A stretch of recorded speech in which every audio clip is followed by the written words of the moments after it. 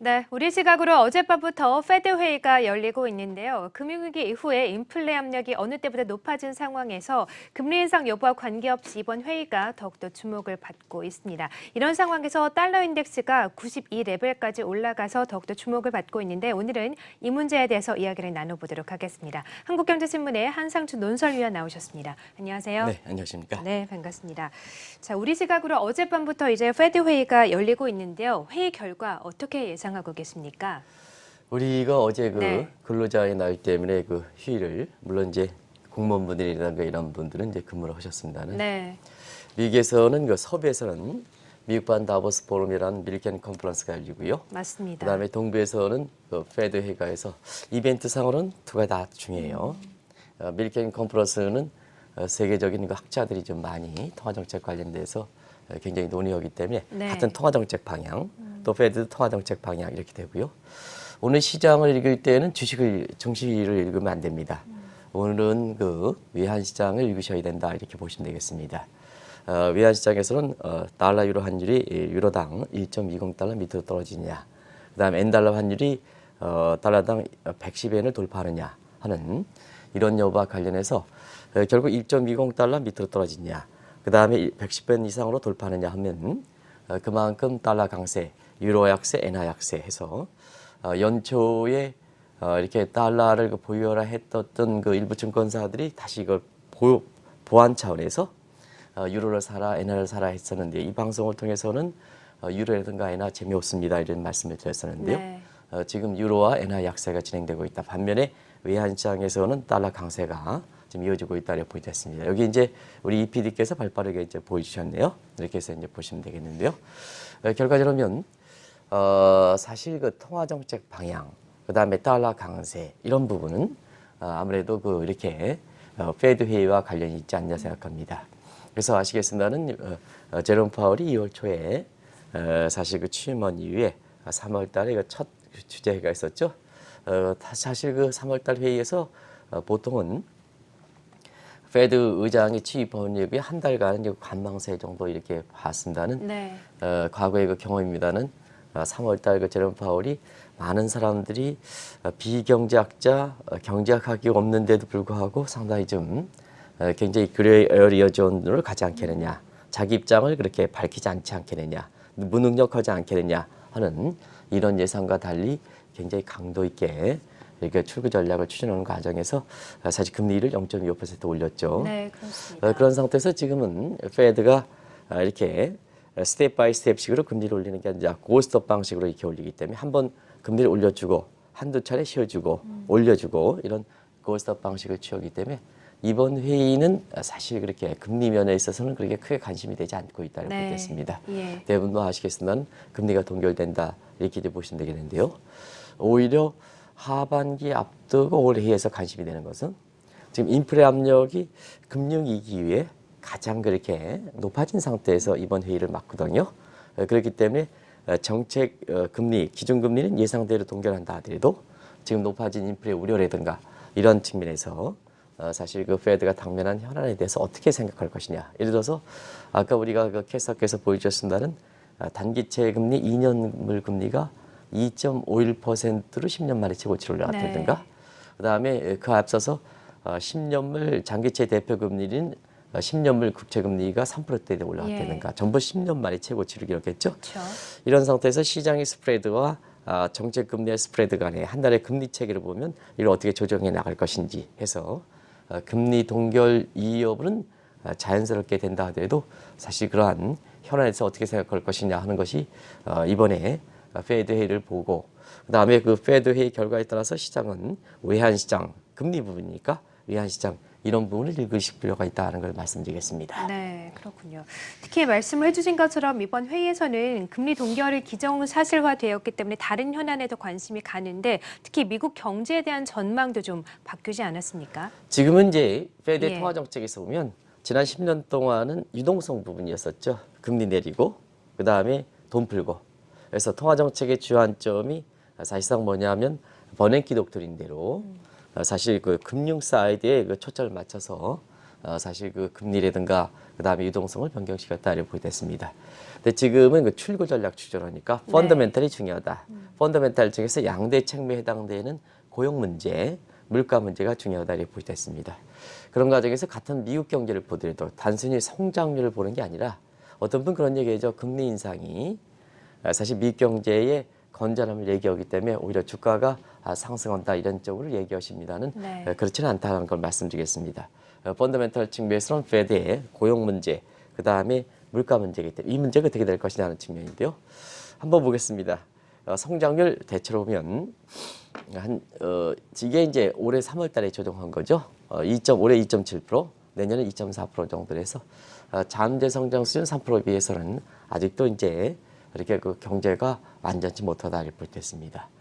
그런데도 불구하고 실업률은 완전한 경제 상태를 감안해서 실업률이 많이 낮아진 상태죠. 그래서 올해 3.8%. 이것이 페드의 완전 고용 실업률이 사실 그 4.8% 정도 이렇게 생각하는 점을 감안해 볼 때 지금 고용 사정이 얼만큼 개선되는지 아마 잘들 아실 거로 생각합니다. 그만큼 트럼프 정부 입장에서는 경제 정책 이 정책 목적에서 고용 창출에 주력하는 거고요. 그다음에 페드도 2012년 양대 목표로 고용 창출 목표를 들어갔으니까 고용 창출 쪽에 주력되는 상태에서 이 고용 사정이 빨리 개선되고 있다고 보겠습니다. 그동안 이제 물가 문제인데요. 물가 문제에서 보면 PCE 핵심 물가가 우리가 쉬는 기간에 미국의 핵심 물가가 발표했죠. 1.9% 정도로 해서 2%에 아주 근접한 상황이죠. 그러다 보니까 밀켄 컨퍼런스에서도 역시 물가 문제가 가장 학자들 사이에 많이 다룬되고요. 그다음에 페드 회의에서도 사실 이번에 금리는 동결되지만 물가 문제에 초미의 관심이 돼서 전 회장인 스탠리 피셔 같은 경우에는 본인이 뭐 이렇게 해서 이미 나간 입장이기 때문에 물가 문제에 그렇게 전향적으로 검토할 필요는 없고요. 그래서 물가 우려가 되지 않는다 하는 입장에 반해서 FMC의 멤버들은 대부분 다 트럼프의 매파적 속성을 좀 많이 채웠기 때문에 물가가 우려된다 해서 지금 물가가 초미의 관심이 되고 있다 이렇게 보겠습니다. 왜 그러냐면 3월달 PCE 물가 상승률이 지금 한 목표치에 도달했기 때문에 역시 제롬 파월이 물가 문제에 대해서 굉장히 전향적으로 검토한 점을 감안해 볼 때 조만간 물가가 목표치를 웃돌거리게 보이거든요. 그렇기 때문에 지금 이번 회의에선 높아진 인플레 문제에 대해서 어떻게 입장을 보이느냐 이것이 관심이 된다 이렇게 보겠습니다. 네, 그렇습니다. 특히나 이번 회의부터 매파적 성향을 가진 위원들이 많이 채워졌기 때문에 점도표가 또 어떻게 변화될지 상당히 관심이 많이 되고 있습니다. 점도표는 의향지수이기 때문에 네. 금리 결정권을 중심으로 해서 미국의 페드 위원들 사이에 그 의향을 나타내는 지경이기 때문에 성향이 중요하다 이렇게 보시면 되겠습니다. 그렇죠. 네. 예를 들어서 같은 색연필을 하더라도 이경원의 것께서 이회원의 것처럼 시청자분이 굉장히 오늘 굉장히 밝게 보이시죠? 그래서 이렇게 밝게 보이고 낙관적으로 보이는 상황은 이게 새빨갛게 보일 겁니다. 똑같은 색연필을 하더라도. 근데 제가 오늘 코감기가 있어가지고 몸 상태가 상당히 안 좋기 때문에 굉장히 우울하거든요. 그런 상태에서는 이 색깔이 굉장히 새빨게 보이진 않을 겁니다. 이게 점포도다 이렇게 보이겠습니다. 많은 사람들은 점포도에 이 문제에서 특별히 의미를 많이 부여하고 있는데요. 시청자 여러분, 나드 프로트라는 것은 사실상 뭐냐 의향지수고 그 의향지수는 오늘 바뀌고 내일 바뀔 수 있다 이렇게 보이겠습니다. 그래서 이 의미는 사실 앞으로의 이렇게 방향성만 이렇게 이거 가지고 뭐 금리 인상폭이 올랐다 해서 금리가 올라간다 해서 이게 확정 짓는 건 아니다 이렇게 보이겠습니다. 그런 과정에서 3월 이후에 다트 프로트라든가 또 이번 FMC가 끝나고 나서 다트 프로트가 어떻게 바뀔 것이냐 하는 것을 잠시 보겠습니다. 자, 3월 달에는 중립금리, 여기서 부중립금리라는 것은 optimal control, 최적 통제 정책의 통제 준칙의 마장 위의 선을 얘기하죠. 그래서 이 정점 금리가 올라가면 대체로 금리 인상 속도라든가 폭이 빨리 올라간다 이렇게 보이겠습니다. 그래서 이것이 3월 달에 12월 달 대비해서 2.75에서 3% 올라간 상태죠. 그러니까 금리가 빨리 올라갈 수도 있다는 얘기죠. 그리고 그다음에 사실 그 매파적 속성들이 다 태워지는 상태이기 때문에 성향적으로는 같은 현안이라도 이렇게 그 금리 인상 쪽으로 이렇게 생각한다는 얘기죠. 그러다 보니까 자연스럽게 지금 상태에서는 일전에도 아마 이경원 의원께서 올해 금리를 몇 번 올리겠습니까? 3월 회의 이때 금리 인상을 포함해서 몇 번 올리겠습니까? 4차례 정도 이렇게 말씀하셨는데 그게 연초까지만 해도 3차례 정도였었거든요. 왜냐하면 333 전략에 의해서. 그렇죠. 근데 지금은 대체로 4차례를 기정사실화 된다 이렇게 됐습니다. 그러다 보니까 자연스럽게 4차례 정도 이렇게 되면 증시 부담이 되지 않겠느냐. 그래서 자연스럽게 인플레 타겟팅선을 좀 올릴 필요가 있지 않느냐. 폴클만. 왜냐하면 인플레 타겟팅선을 지금 2%에서 4%로 올리면 지금의 물가가 목표치에 근접한다 하더라도 4%일 때는 오히려 하향되는 수준이기 때문에 금리 인상 속도를 빨리 가져올 필요는 없거든요. 그런데 제롬 파월은 크라이시스 파이터에 해당되는 버냉키라든가 제닛 옐런과 달리 어떻게 하면 빨리 정상화시킬 거냐 임무거든요. 그래서 같은 상황이라도 이경원의 것처럼 같은 상황이도 밝게 본다는 얘기입니다. 제롬 파월 같은 경우는. 그다음에 버냉키라든가 제닛 옐런 같은 경우는 같은 상황이라도 한상춘 논설인 것처럼 이렇게 어둡게 본다는 얘기입니다. 그래서 어둡게 보는 사람은 계속해서 돈을 풀고 금리를 낮추겠죠. 금리 올릴 가능성이 있다도 결심대로 늦게 가는 거고. 근데 정상화시키는 이경원 앵커가 같은 상황이라 보면 지금 인플레 우려가 되고 그러면 빨리빨리 좀 올려야 되겠죠. 네. 나중에 경기가 침체될 땐 다시 정책 수단을 확보하기 위해서 네. 그런 측면에서 보면 지금 인플레 타겟팅선에 대한 논란이 있는데요. 이번에 FOMC 멤버들도 그런 논란이 될 거로 보이는데요. 제롬 파월 같은 경우는 인플레 타겟팅선을 고수하고 있다는 얘기거든요. 그러면 물가 압력이 높아지면 바로 금리를 올리겠다. 자산 매각을 추진하겠다. 이런 입장으로 나오는 거죠. 그런 측면에서 이번에도 인플레 타겟팅선은 그대로 좀 고수하지 않겠냐 이렇게 보고 있습니다. 네, 그렇군요. 특히나 이번에 금리 동결이 예상되는 만큼 자산 매각에 대한 언급도 주목을 받을 것 같은데 이제까지 페드의 대차 대조표에 대해서는 어떤 언급들이 있었습니까? 3월 회의에서는 이 대목은 예. 금리를 올렸기 때문에 그때 당시에는 기자회견이라든가 뭔가에서 금리 인상 쪽에 초점을 맞춰서 그렇죠. 또 시장의 관심이라든가 기자들의 관심은 금리 인상 쪽에 금리 올렸으니까. 네. 또 제롬 파월이 취임원 이후에 첫 번째에서 올렸으니까 그 문제에 초점이 돼서 사실 자산 매각 부분에 대해서는 5월 회의로 늦춰놓던 거죠. 그래서 이번 같은 경우는 자산 매각 부분에 대해서도 언급이 있지 않겠냐 이렇게 보고 있습니다. 네. 이런 과정에서 지금 고스탑에서 3월달 금리를 올려서 5월달은 이렇게 동결을 가고 6월달 금리를 인상한다는 측면이 지금 부각되는 이런 상태이지 않으시겠습니까? 그러면 이렇게 그걸 뭐라 그러냐 원투 펀치라 그러나요? 그런 펀치로 인해서 이번에는 자산 매각 부분이 자연스럽게 그렇군요. 5월 회의에 관심이 될 수 있다 이렇게 보겠습니다. 예. 아시겠어요? 자산 매각 부분은 역시 제롬 파월의 페드 의장에 의해서 많이 좌우되는 거죠. 왜냐하면 금리 인상 부분은 FOMC의 금리 결정권의 자리에 의해서 이렇게 결정되는 데 비해서 자산 매각은 대차대 대조표 문제이기 때문에 페드의 그 최종 책임자가 이렇게 결정할 수 있는 사항이고 거기다 컨트롤리아스 같은 감독 부의장이 행정 부의장보다 감독 부의장의 입장이 굉장히 중요하다 이렇게 보겠습니다. 그런 상태에서 지금 감독 부의장에 해당되는 컨트롤리아스와 그다음에 페드 의장인 제롬 파월이 친트럼프 인사죠. 네, 친트럼프 그렇습니다. 인사 이제 감안해 네. 볼 때 사실 자산 매각은 좀 전향적으로 검토하지 않겠느냐 이렇게 보고 있습니다. 네. 그래서 이 하단선에서 대체로 보면 자산 매각은의 보유자 자산 파니까 어디까지 떨어질 것이냐는 적정 보유자 자산 규모가 굉장히 중요했었는데요. 과거에는 3조 정도. 그러면 3조 정도는 그렇게 부담이 없을 것이다 했는데 제롬 파월이 2조 5천억 달러까지 줄이겠다 이렇게 2조 5천억 달러 수준까지 이렇게 적정 그 보유 자산 규모를 생각해 보다 보니까 네. 자산 매각 분에서는 좀 공격적으로 가지 않겠느냐 이렇게 보는 거거든요. 그런 측면에서 월가에서는 결국 자산 매각 금리 문제, 금리 인상과 하죠. 인플레 문제, 금리 인상 문제. 그러다 보니까 자연스럽게 지금은 많은 사람들이 남북 정상회담 이후에 또 지난해 이렇게 북한 리스크가 미국 증시에 많은 영향을 준 점을 감안해 볼 네. 때는 사실 남북 정상회담 성공리에 끝났기 때문에 미국 증시도 많이 올랐지 않겠느냐 이런 시각이 많았습니다는 사실 우리가 남북 정상회담 대성공이지만 왜 다우존스는 떨어질까? 지난주 월요일에 그렇죠. 방송했죠. 네. 그 월요일날 그 다우존스가 떨어지고 오늘도 떨어지고 네, 그렇습니다. 화요일도 떨어지고 오늘도 네. 떨어져 이런 상태인데요. 떨어지는 상태인데 계속해서 떨어지는 상황이 왜 발생하느냐? 바로 이 대목이거든요. 인플레 우려가 불거지죠. 그다음에 국채 금리 올라갔죠. 단기채 금리 올라갔죠. 금리 영향을 받는 단기채 금리 올라가도 미국 증시 유동성적인 측면에서 그동안 받쳐져 왔기 때문에 금리 인상에 좀 네거티브다. 다우존스 지수 떨어지죠. 그다음에 금리에 가장 민감한 또 특히 시장 금리에 민감한 달러가 아주 강세를 보이고 있다고 보게 됐습니다. 네, 그렇군요. 그러면 지금처럼 이렇게 인플레 압력이 높아지고 거기다가 이 출구 전략도 더 빠른 속도로 추진이 된다면 달러 강세는 계속해서 더 강해지는 경향이 있겠습니다. 네, 그렇습니다. 작년까지만 해도 그런 얘기를 많이 말씀하셨어요. 이렇게 많은 학교 강의라든가 아니면은 이렇게 전국 순회 이렇게 강의해서 이렇게 돌아다녀 보면 사실 그런 얘기를 많이 하거든요. 미국 경제가 왜 좋은데? 미국도 2015년 12월 금리를 올리는데 네. 또 우리나라의 대부분 PB들이라든가 금융사들은 사실상 뭐냐? 미국의 금리 인상에 달러 강세되는데 그렇죠. 그래서 달러를 보유해라. 가장 저혜택국에서 달러를 많이 보유하고 있는데 왜 작년까지만 하더라도 왜 이렇게 미국이 이렇게 그 달러는 올라가지 않고 오히려 깎고 약세를 보였을까? 네.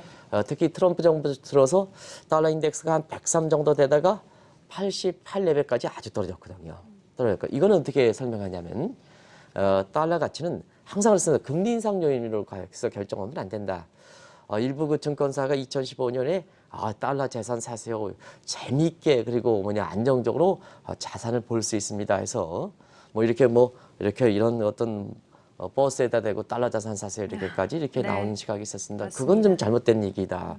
어떻게 종합 예술품에 해당되는 달러가 그것도 세계 중심 통화가 미국의 금리 인상 요인만으로 그렇게 결정되느냐. 그래서 공교롭게도 거기에 이렇게 해서 굉장히 불만을 제기한 만큼 한국경제TV 입장에서는 굉장히 뭐 달러가 강세가 되지 않는다 입장을 표시해 왔어요. 그런 측면에서 지금 달러 인덱스가 그때 당시엔 123 레벨까지 갔던 것이 지금은 88 레벨. 네. 지금 이제 오늘 올랐습니다는 그렇죠. 올해 2월까지 88 레벨 때 지금 이제 달러 인덱스를 보여주죠. 이런 상태에서 요건 이제 52주가 되고 있는 상태인데요. 52주 상태에도 굉장히 많이 떨어지지 않습니까? 네. 올해 2월 15일까지. 네. 2월 15일이 이제 88.68까지 떨어졌던 시각입니다. 근데 왜 그렇게 되냐면 항상 뭐냐 이 달러 가치는 항상 금리 인상 같은 요인만 고려하면 안 됩니다. 네. 머큐리 앤드 마스 이론을 한번 보면 돼요. 자, 머큐리 요인은 주로 펀더멘탈 요인, 금리 인상 요인이란 경제 좋죠.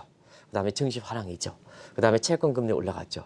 이 요인을 생각한다면 또 정책 금리 올라갔죠. 자연스럽게 달러가 강세돼 있죠. 그렇죠. 그런데 마스 요인이 있다는 마스 요인. 마스 요인은 두 가지 측면이 하나는 지정학적 위험, 그다음에 정책 당국에서 추진하는 이렇게 외환 정책 요인이거든요.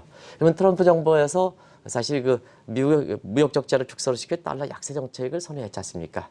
그러면 머큐리 요인에서 달러 강세해야 된다. 시청자 여러분 이 부분 잘 보시기 바랍니다. 머큐리에서 달러 강세된다 하더라도 마스 요인에서 미국의 트럼프 정부가 무역 적자 축소를 위해서 달러 약세 정책을 취하는데 이 정책 달러 약세니 머큐리 요인보다 더 강했다는 얘기입니다. 그러다 보니까 사실상 뭐냐 미국의 그 달러 인덱스가 103 트럼프 정부 출범 전에 103에서 88 레벨까지 떨어져서 네. 달러 약세가 되고 우리 원 달러는 1207 2016년 1207에서 작년 11월 달엔 1060원대 깨지는 그래서 달러를 갖고 있는 사람들이 굉장히 당혹스러운 환경을 연출했던 거죠.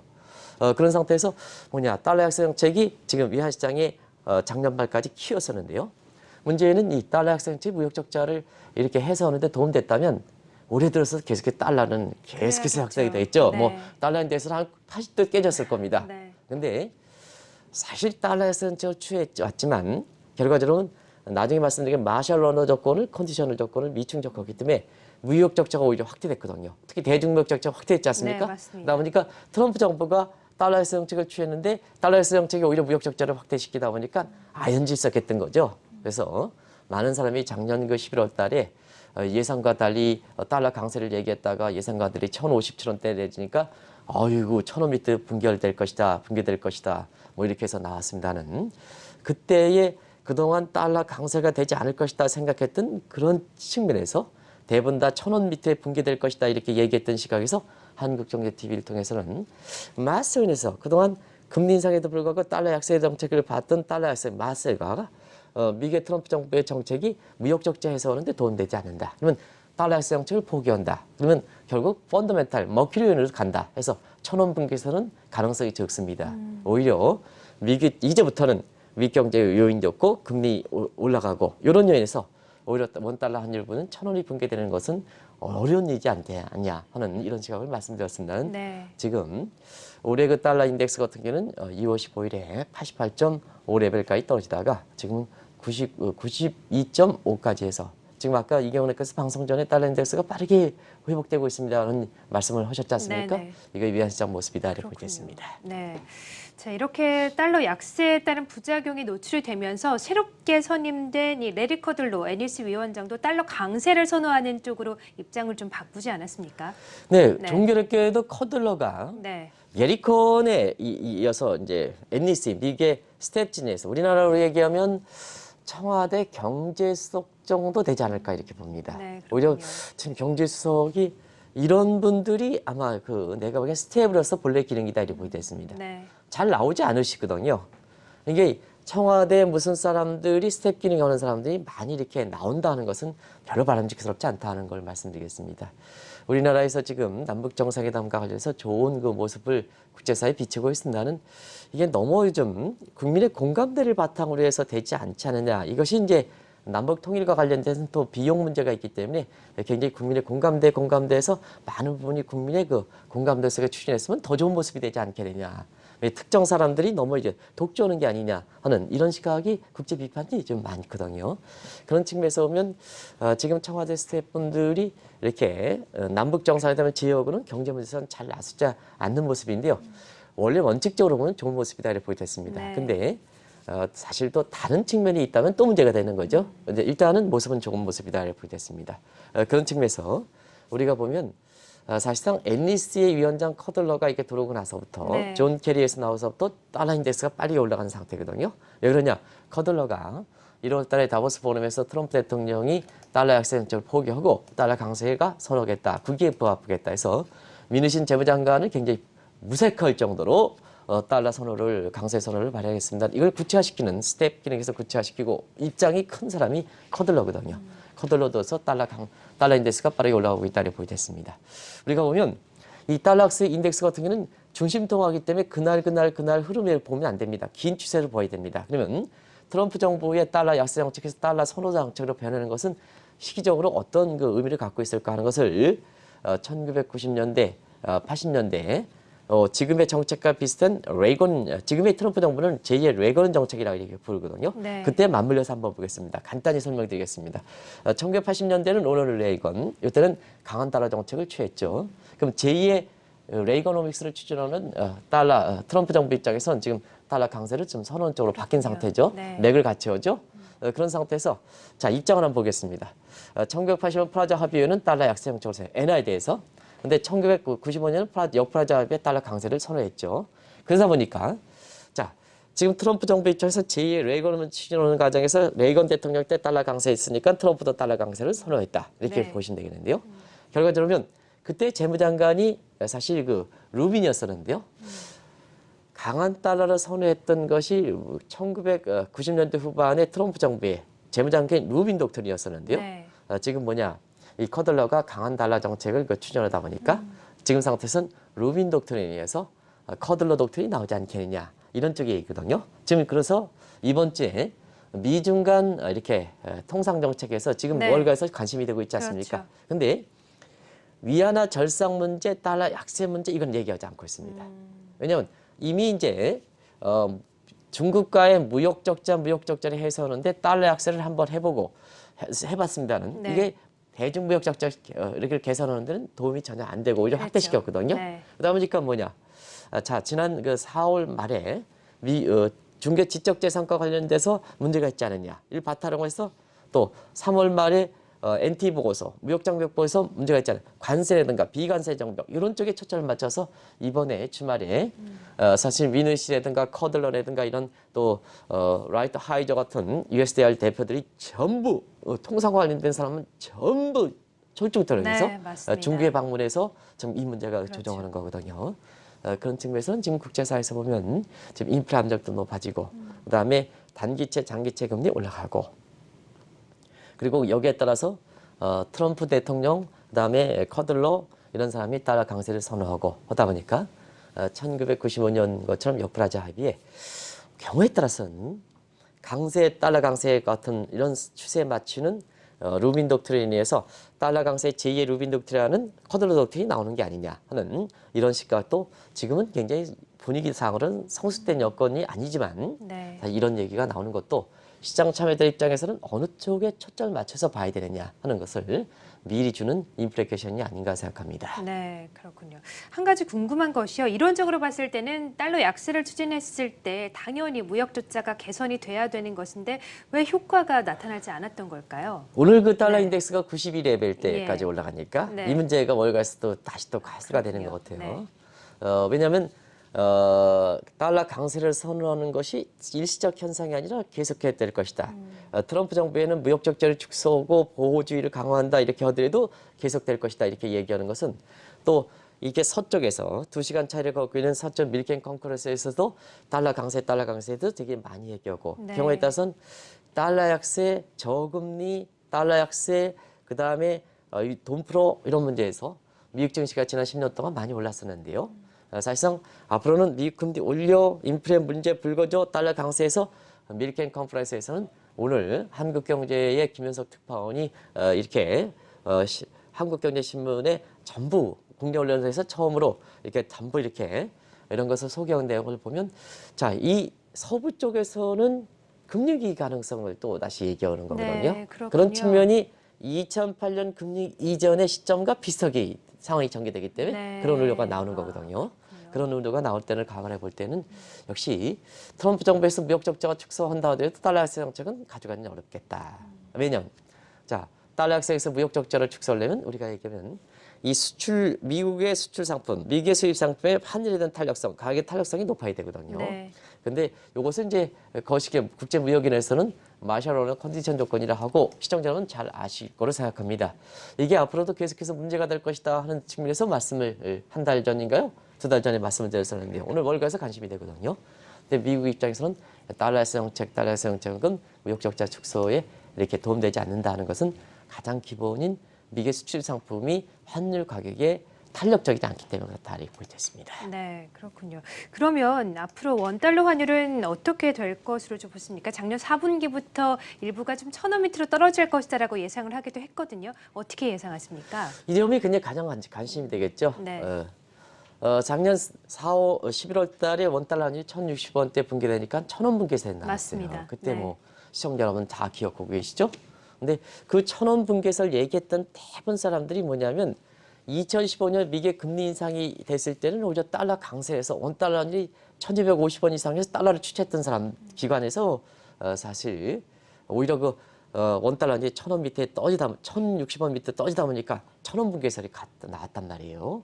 그러다 보니까 그런 것이 이제 사실 그 환율 예측이라든가 이런 측면에서 신뢰성을 많이 떨어지고 왜냐하면 이 달러를 전문가다 하더라도 이런 얘기에서 이게 틀리더라도 실제 시장 포지션에 시장 참여자들이 이렇게 그 행동에 나서지 않을 때는 그래도 뭐 틀리면 틀릴 수도 있습니다. 네. 근데 워낙 시청자분 아시겠지만 2015년 미국의 금리 인상에 따라서 달러 잡으세요 해서 그 기업은 같은 경우는 약 460억 달러. 그 다음에 개인 같은 경우는 130억 달러. 우리 돈으로 보면 1대 1,000만 원대 13조 정도 이렇게 된 고현 상태거든요. 예. 그러다 보니까 이겨낸 것께서 달러 강세된다 해서 이렇게 달러를 잡고 있는데 그 1,250원에서 1,060원대 이렇게 되다 보니까 굉장히 손실을 많이 보고 있지 않습니까? 그렇죠. 네. 그런 상태에서 또다시 그네들에 의해서 1,000원 밑으로 떠진다 하니까 굉장히 우려하는 거죠. 근데 지금 보겠습니다. 그런 붕괴설이 나왔고 이번에 그 남북 정상회담에서도 남북 정상회담의 의미는 이렇게 퇴색시키는 건 아닙니다는 저도 한민족의 한 사람으로서 굉장히 저도 한민족이라고 그랬습니다. 한민족의 한 사람으로서 이렇게 이 성공하기를 바랍니다는 사실 어떤 분이 동서독 통합 과정을 봐라. 그래가지고 서독의 통일 이후에는 이렇게 베를린 장벽 무너진 이후에는 굉장히 외국 자본이 물밀듯이 들어오지 않느냐. 그러면 우리나라도 자금이 물밀듯이 들어온다. 네. 코스피 지수 뭐 예를 들어서 뭐 3,000포인트 이상 간다. 예. 특히 원달러는 900원으로 떨어진다. 이런 쪽을 얘기하는데요. 사실 남북 한강과 동서독 간의 다이렉트리 비교하는 건 문제가 크죠. 왜냐하면 1990년에 베를린 장벽 무너질 때와 지금과는 경제 환경이 완전히 다르지 않습니까? 네, 그죠? 맞습니다. 그때 다이렉트 비교하는 것은 잘못되어 있는 거고 그다음에 남북 간의 이렇게 경제력 격차와 그다음에 동서독 간의 경제력 격차는 천양지차입니다. 제가 일전에 한번 말씀드렸지만 통독 보고서를 이렇게 사실 그 대통령께 그때 노태우에 보고했던 사람이거든요. 네. 물론 이제 보고한 사람은 이렇게 다른 KF의 원장님이시나는 제가 모셨던 원장님이시나는 사실 실무지로서 참여해가지고 페이퍼워크를 했던 사람인데요. 단순히 그때의 환경을 비교해서 외국 자본이 물밀듯이 들어옵니다. 원달러 아니 900원대까지 떨어집니다. 이렇게 하는데요. 지금 뭐 국제사회에서 보면 아무래도 가이드 역할은 중심도가 달러니까 가이드 역할은 달러 인덱스 같은 거꾸로 지금 오히려 92레벨 때까지 달러 강세를 이렇게 올라갔는 그렇죠. 거거든요. 네. 그런 각도에서 보면 자 시청자 여러분도 국제적으로 보면 어이구 달러가 다시 강세가 되는데 남북 정상회담 이거 또 우리나라 외환시장은 사실 이게 남북 정상회담만 가지고 이게 외환시장 환율이 결정되는 건 아니거든요. 종합적인 예술 작품이 해당되는데 이런 요인과 초점시켜서 사실 이렇게 하다 보니까 야 3년 전에는 너희들이 얘기할 때 금리 인상에서 달러 강세되면서 원달러 1250원, 1300원 되는데 이번에는 뭐 이게 또 900원대 얘기하느냐 이런 시각에서 시청자 여러분이 굉장히 혼란스러웠던 거거든요. 근데요 중심 통화 문제에 대해서 우리는 신흥국 통화입니다. 그러다 보니까 우리의 남북 요인 이런 요인보다도 달러 요인에서 우리 신흥국 통화죠. 달러가 중심 통화이기 때문에 달러 가치를 기본적으로 영향을 줄 수 있는 변수에 더 치중해서 원달러 환율을 봐야죠. 이렇게 봐야죠. 그러면 지금 시각에서 보면 왜 달러 인덱스가 올라갈까? 두 가지죠. 왜냐하면 유럽 요인이 지금 경제가 안 좋다. 자, 울트라 금융 기본적 기조를 유지하겠다. 드라기 총재 의견. 그다음에 일본도 지금 아베 총리가 굉장히 흐트러지고 있죠. 네. 방송을 통해서 계속 말씀드렸지 않습니까? 그렇죠. 네. 그다음에 아베노믹스 흔들거리죠. 그러다 보니까 어떠냐? 유럽, 일본 안 좋아. 그러다 보니까 유로 가치 떨어져. 어떻게 1달러, 1.20달러까지 이렇게 내려왔죠. 이것이 1유로에 1.25달러까지 올라가다가 여기서 유럽이 올라간다는 것은 유로화는 베이스 통화가 유로하기 때문에 강세 통화가 되는 겁니다. 여기 나오고 있죠. 근데요, 지금은 1.20달러 밑으로 떨어졌죠. 네. 요건 이제 유로화 약세, 예, 달러 강세다. 기준통화 맞습니다. 바뀌기 때문에. 네. 그래서 이거를 있잖아요. 우리가 이제 EPD께서 N달러, 위안화 달러 이렇게 하는데 유로 달러 하면 이건 잘못됐다 이렇게 보였어요. 기준통화가 유로다 이렇게 보였습니다. 어떤 분 그래요. 이게 우리나라가 지금 우리 표준병이에요. 원달러 이렇게 하는데 이게 표준입니다. 근데 어떤 일부 트레이더가 달러 원 이렇게 한단 말이에요. 외환 트레이더들이 그렇게 합니다. 여기다 달러 원, 달러 위안화, 달러 N 이렇게 하는데 잘못되어 있다 그러겠습니다. 그래서 우리 표기대로 우리 언론사의 표기대로 원달러 이렇게 표기해야지 이렇게 헷갈리는 상황이 그런 겁니다. 이렇게 보면 이게 또 자막이 바뀌었어요. 제가 좀 설명 좀 드리려고 했는데 국제적으로 보면 자 모든 신흥국 통화에 대해서 미국이 중심되게 달러가 되는데요. 유럽은 자기 아이덴티티를 고정하는 것 겁니다. 네. 아직도 유럽, 영국이라든가 이런 미국을 이렇게 중심국으로 인정하지 않거든요. 유럽이 이때 팩스 브리테니까 중심국이 되기 때문에. 그래서 항상 유럽 거는 파운드가 영국의 달러 파운드 이렇게 되는 거거든요. 그다음에 달러 유로가 되는 거거든요. 그런 식으로 이렇게 표기를 해야 되거든요. 근데 이렇게 하다 보니까 굉장히 헷갈리게 되는 겁니다. 네. 베이스 커런시가 어디냐? 베이스 커런시가. 그렇죠. 베이스 커런시가 어떻게 분자에 올라갑니까? 분모에 내려가야지. 네. 예? 그렇게 있는 그런 것을 우리 기획재정부가 잘 그어서 경제 통일, 용어를 통일시켰는데요. 이게 일부 트레이더들이 무슨 그게 좀 외화에 이렇게 그렇게 얘기하면 또 마치 내가 외환 전문가처럼 얘기하는 것 같습니다. 여기 저기 죄송한 얘기입니다는 제가 우리나라에서 가장 오랫동안 외환시장에 종사하는 사람도 원달러 이렇게 얘기하는데요. 무슨 달러원 이렇게 얘기하는 것 같습니다. 내가 헷갈리니까 헷갈리게 되는 거죠. 이렇게 해서 베이스 커런시가 유로화 될 때는 이렇게 그래서 지금 유로 환율은 유로당 1.19달러까지 유로가 약세를 보이는 상태고 네. N달러도 지금 110엔대 돌파 여부를 결정하는 이런 상태거든요. 그런 측면에서 시청자 여러분 중심통화는 왜 중심통화냐? 중심통화가 흔들리면 안 되는 겁니다. 그래서 중심통화 흔들리지 말아서 자 우리가 이제 한국경제TV에서 잘한 건 아닙니다는 지난 3년 동안 미국의 금리 인상에도 불구하고 달러 강세가 되지 않습니다. 자 그렇게 쉽게 중심통화가 흔들리면 국제무역결제에서 외환보유에서 흔들리면 시청자 여러분 흔들리면 어떻게 내가 무역결제에서 달러를 가져가겠습니까? 외환보유를 가져가겠습니까? 막 종이장처럼 흔들리면 이게 중심통화 역할이 아니거든요.